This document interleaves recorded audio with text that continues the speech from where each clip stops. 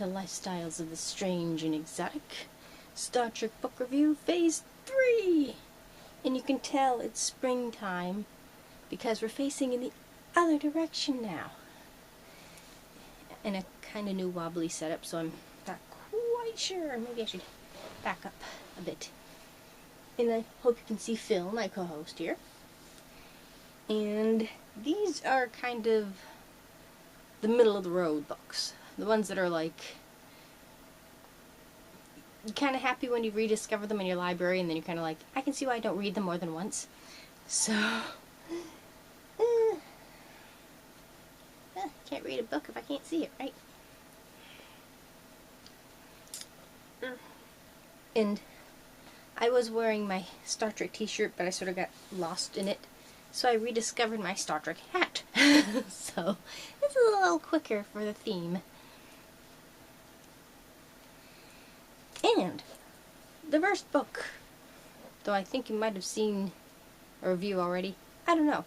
But the next book we'll be reviewing is Star Trek New Worlds, New Civilizations by Michael Jan Friedman. And it has contributions from a lot of other people. Doug Drexler might be a name you've heard if you're in the Trekdom. Some of these other names I do not know. To explore strange new worlds, to seek out new life and new civilizations. That is the mission statement of Starfleet, the declaration taken to the heart by every starship captain, a mandate that has carried us across countless frontiers. It has uncovered our eyes, expanded our understanding, enlightened our lives. They, for some weird reason, put periods in the strange places. It has opened the door of discovery to all the citizens of the Federation, and in turn, we, ourselves, redundant, have been discovered.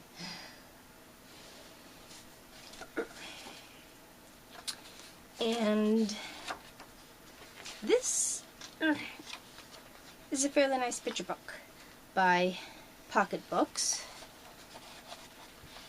Tiny hands have a hard time with big books. And this was copyright 1999 and dedicated to DeForest Kelley, who I hope you know played Leonard McCoy in TOS.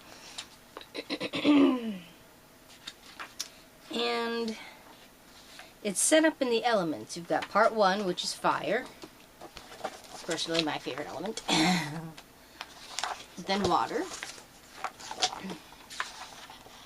earth, and the next should be air.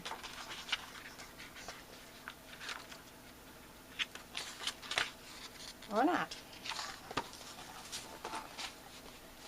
Okay, air's in here somewhere. There's air. Can't miss an element. And there's a letter from the editors.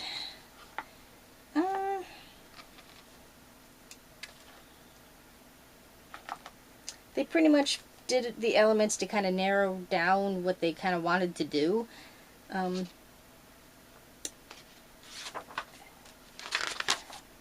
So, of course, when you think of fire, what planet in the Federation do you think of?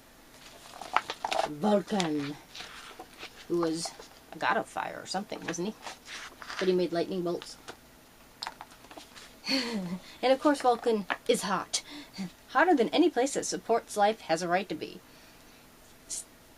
Standing at the cracked red foot of Mount Selea, wrapped in the finest thermolytic garments the 24th century has to offer, I still sweat so profusely that the moisture clouds my vision. I'm barely able to discern the outline of the mountain through my stinging eyes. Intellectually, I know the suit is minimizing my body's need to perspire, keeping me from drying up like a pressed flower. Emotionally, it's of little comfort. So, basically, they pick planets that represent the various elements in their short stories on these particular planets. And then, looks like a lovely place to visit. And a little side thing goes, fire and ice. Even those who come prepared to cope with the arid heat of Vulcan day can forget how cold Vulcan forge gets at night, when the sun dips below the Kurat mountain range. At such time, desert travelers without shelter must fend off the biting wind racing from the Takala Sea.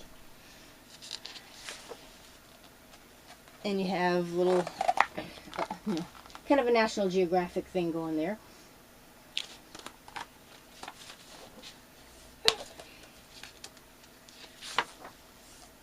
And the artwork is pretty nifty.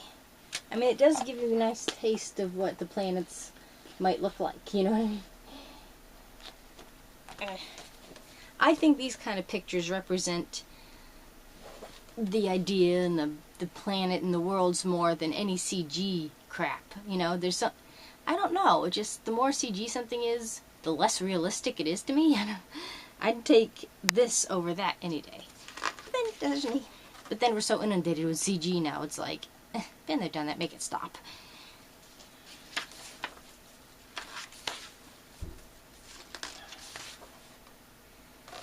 Cardassia is under fire. Well, the element, not necessarily under fire. Cardassia, the glories of the Habitians. So this covers Next Gen, TOS. There's some planets that I've never really even heard of. Let's see. Ferenginar is water. I don't recall ever actually seeing Ferenginar. I think they might have visited the homeworld on DS9, but I don't know. If anybody knows, do tell, because I think they might have, but I don't quite remember.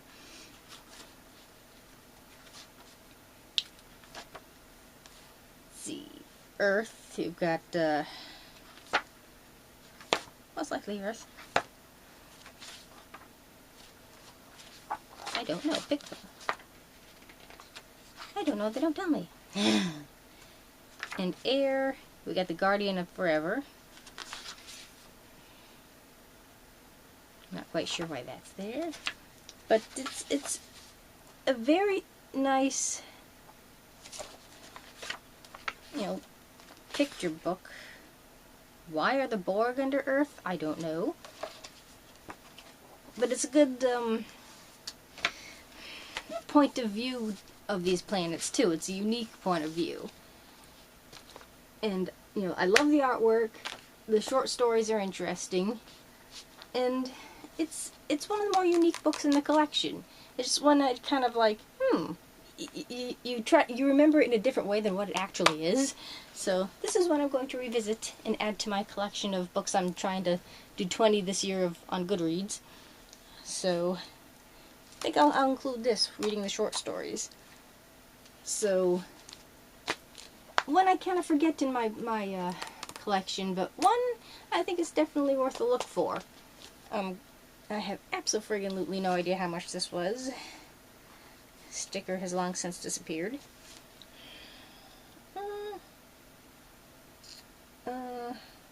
They even have the website for StarTrek.com. I mean, back in '99, that's kind of impressive, actually. It's probably the first when they started kind of doing that type of thing. SimonSays.com from the actual, you know, pocket books company. But again, probably best shot would be Amazon. But again, I really liked the artwork and the planets they choose, and you know, it's a nice book. It's a very well put together book. So it's like one of those forgotten gems, kind of. And it's featuring the contributions of Tom Eng, Drew Blair, I mentioned Doug Drexler before, Brian Horton, Alan Kobayashi. I wonder if he gets picked on. I don't know. Especially if you're in the Trek world. John Mueller, George Pratt, John Van Fleet, Kent Williams, and others. Just a plain blue book. The security tag is still in here. I think oh, this was originally $35 US. But of course I got it on sale because I try not to pay more than like $10 for a book. Unless I pawn it off for a present or something. Yeah, definitely worth a seek out. One of those kind of surprise gems. Definitely going to revisit it in detail. and look at the pretty pictures. Trying to carefully lay this down on the wobbly bed. Thank you for watching. Do comment down below if you have read these books or any others and your opinions on them. Check below for all my info and details and info that belongs in the info box. And subscribe. There's always room for one more at the strange and exotic. Read long and prosper.